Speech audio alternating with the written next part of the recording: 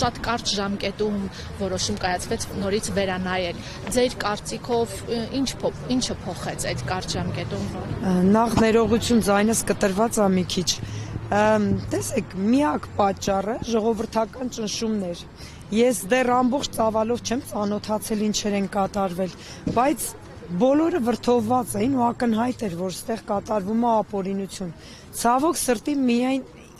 իմ մասով չի դա կատարվում։ Ուղղակի հավանաբար եւ սերը հաշվի առնելով եւ չգիտեմ ուրիշ բաներ երևի հաշվի առնելով իմ դեպքը մի քիչ աղմուկ հանեց, բայց իմ դեմքով երևաց, թե ինչպիսի դատավարություն է այստեղ կատարվում։ Հնարավոր չէր մեկ շաբաթ առաջ ես լինեի շատ վտանգավորած, մի շաբաթ հետո այդ վտանգը այնքան կորեր, որ ինձ վարչական հսկողություն տան։ Այսինքն այդ աբսուրդ է ու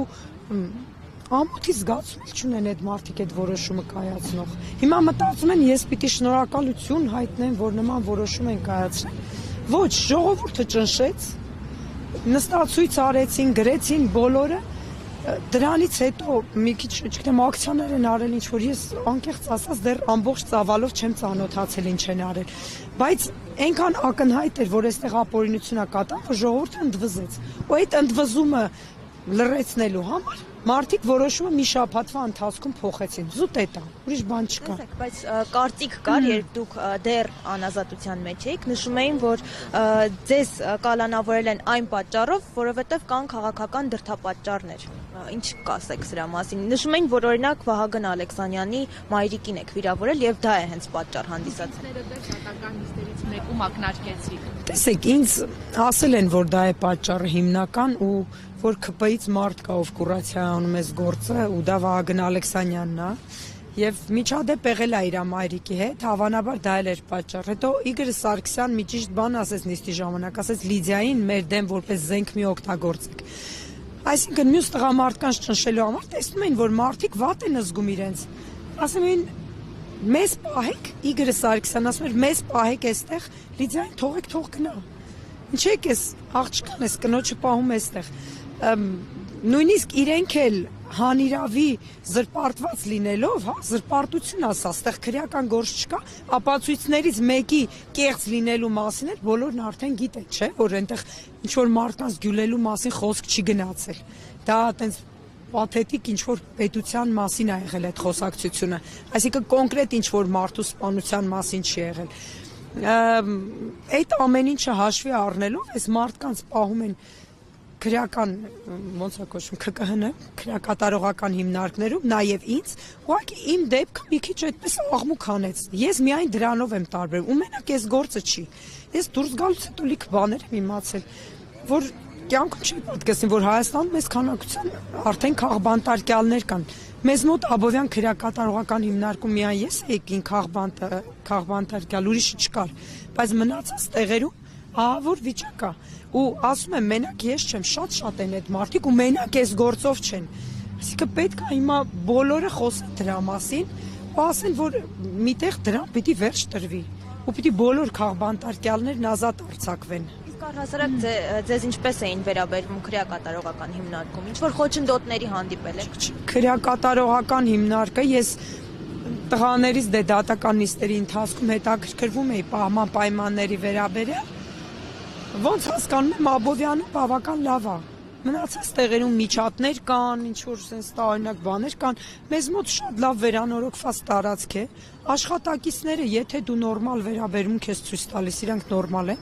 Նույնիսկ այն ամենավատ իրանց պահող, չգիտեմ, անկարգ կալանավորների նկատմամբ այնպես չի, որ ինչ-որ վատ վերաբերմունք կա, չէ, այդպես խնդիր չկա։ Ուղղակի ինչքան ուզում է այնտեղ լավ լինի,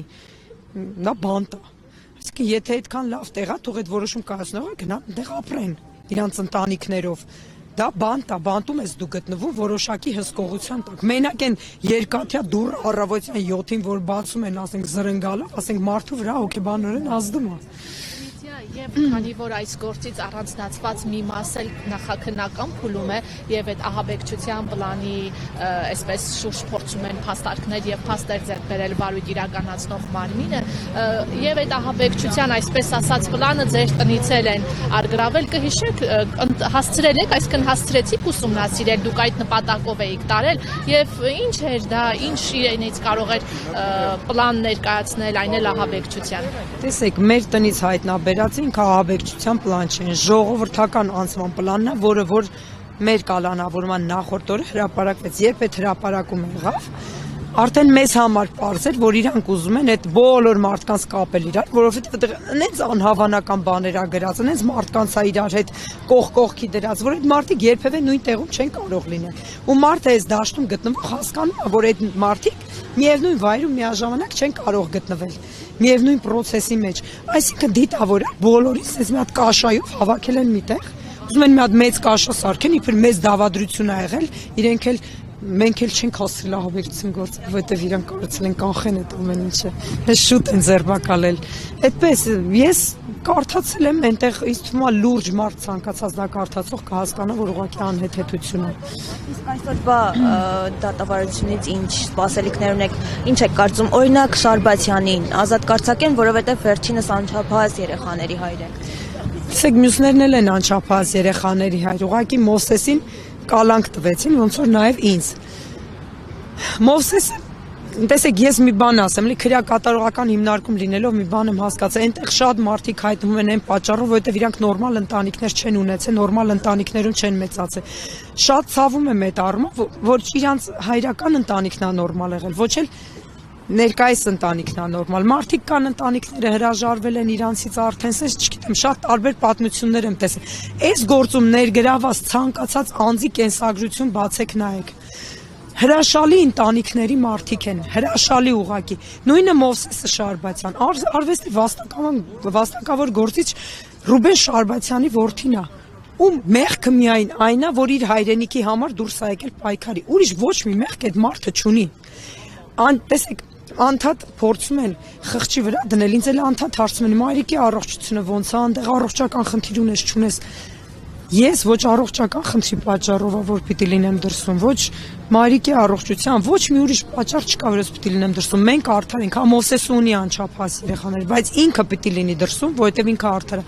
Ոնց նույն գործն է, ինչը որ իմ գործն է։ Ոչ մի բանով չի տարբերում։ Նույն մեղադրանքն է բոլորիս առաջադրված։ Առանձնացված որևէ բան չկա, որ ասենք Մովսեսը էս ինչ բանն է արել, Լիդիան էս ինչ բանն է արել, հա։ Այդ 16 կետերը բոլորիս համար թվարկում են։ Բոլորս նույն բաները պատրաստել ենք, այսինքն նույնիսկ այդ աստիճան իրանք անփույթ են գտնվել այս գործը սարքելիս։ Մովսեսը ունի շատ լավ ընտանիք ունի, եւ իր հայրիկը եւ իր պապիկը շատ ընտիր ընտանիքի տղա է ինքը եւ շատ լավ երեխաներ ունի եւ մեր կալանավորման նախորդ օրը մենք մասնակցել ենք իր երեխայի 40-ին ու դրանից հետո ուղիղ հաջորդ օրը մեզ կալանավորեցին ես էլ ճիշտ ասած չգիտեմ մտքովս ինչ անցավ իր կնոջ համար անթառամներ էի տարել հիմա այդ ծաղիկները թարմ իրանց տանը մնում են մինչեւ որ Մովսեսը ազատվի կգնա իրենց տուն Մովսեսը արդար է դրա համար ինքը պիտի լինի դրսում ոչ թե այն պատճառով որ ինքը ունի անչափահաս երեխաներ այդ 10 եպիսկոպոսների պահանջին, որը ներկայացվեց կաթողիկոսի հրաժարականով, երբևէ կսպասեիք, որ եկեղեցում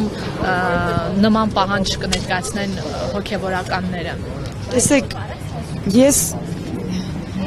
եկեղեցին իմն է, ես եկեղեցու ներսի մարդ, իմ ընտանիքն է եկեղեցու ներսի մարդ, հոգևորական չենք, բայց մենք Այսպես ասեմ, պատարակների մասնակցող, հաղորդվող, եկեղեցու կյանքին մասնակցող մարդիկ ենք մենք մեր ընտանիքով ու նաև ես։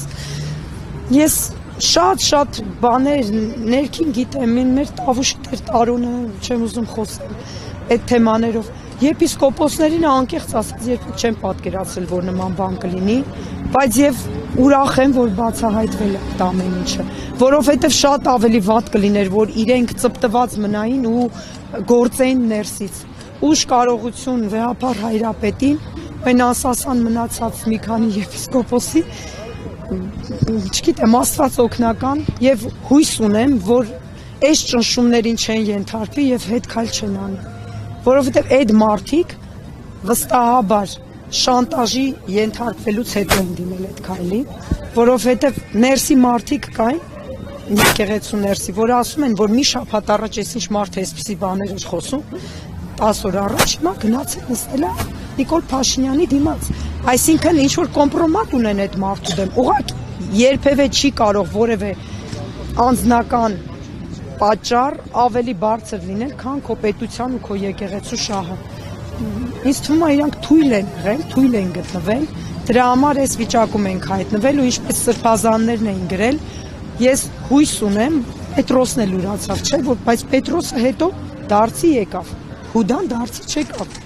Հիմա Պետրոսի նման դարձի եկողներ կլինեն այդ եպիսկոպոսների մեջ հուսա